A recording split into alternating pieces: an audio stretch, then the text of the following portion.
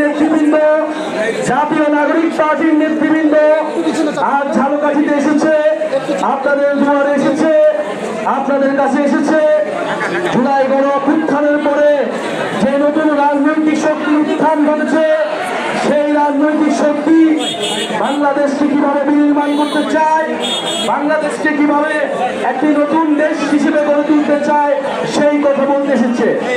প্রিয় ঝালকাঠিবাসী, আপনারা জানেন 2024 সালে বাংলাদেশের সন্তানেরা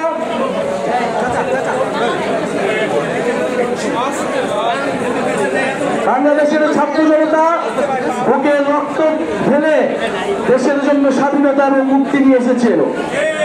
ঝালকাঠিবাসীর সন্তানেরাও মুক্তি দিয়ে লড়াই করেছিল।